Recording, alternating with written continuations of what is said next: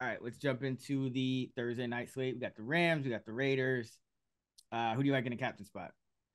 So I think we're on the same guy here, but I got to go with Devontae Adams. He's just on fire right now. He's seen a target on 33% of his routes run the past 5 games.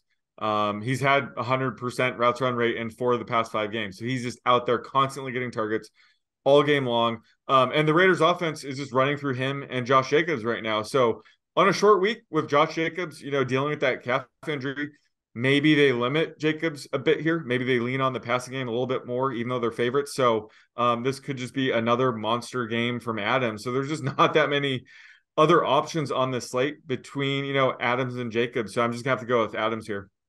Yeah, I love Adams. I mean, the matchup is actually great for Adams too. The Mm-hmm. Rams run the third most zone coverage, and Adams is second in the entire league in yards per route run against zone at an even 3. And the Rams are 31st in DVOA against number one wide receivers, and they're giving up the most schedule adjusted yards per game to number one wide receivers at just under 91 yards per game. So this is, you would think with Jalen Ramsey that maybe it's a tough Mm-hmm. matchup, but it's really not, because the Rams just aren't getting a ton of pressure.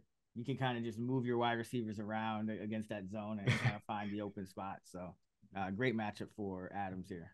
Like with DK last week, they put him in motion and he was signaling to Ramsey like, "Hey, come on, follow me," but he stayed on the right side. Exactly. Uh, it's so easy to just avoid Ramsey if you want to. Yeah, the Rams, they just try not to give up explosives, but like, Mm-hmm. that actually helps PPR receivers. You just get more catches up and down the field.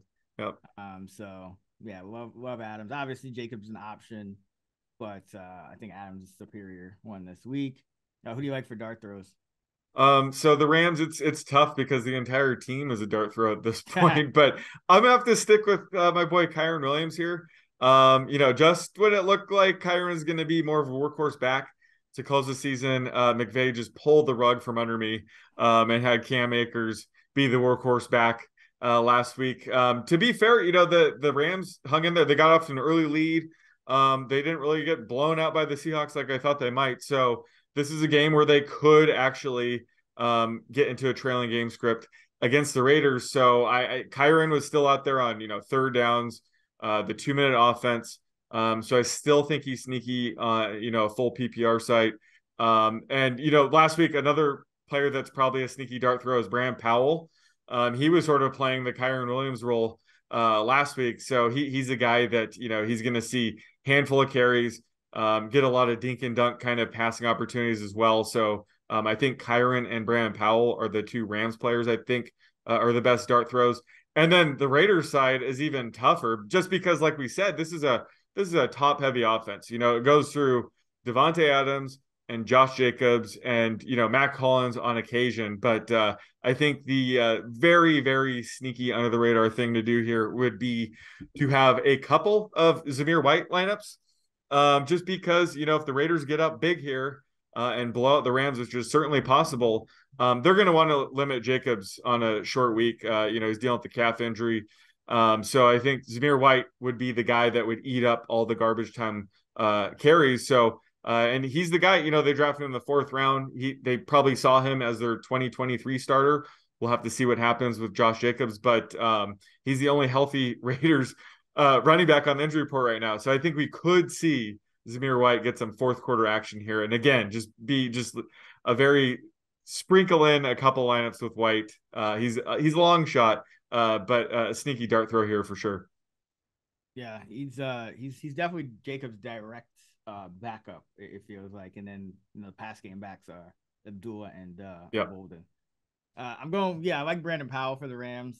34% routes run over the past 3 games on average, 2.7 targets and catches, and over a rush attempt per game over the last 3 games. So he's getting about 4 touches per game, which at that price could pay off. And he also gets returns, so a lot of different ways that he can score. And then for the Raiders, I'll still go with Amir Abdullah here. I think it doesn't look like it's too serious. He was listed as like a limited if they had a walkthrough, but he's run around on 28% of the dropbacks over the last 6 games, and he's second on the team in yards per route against zone coverage at just under 1.5. So he could actually see some usage here in that pass game.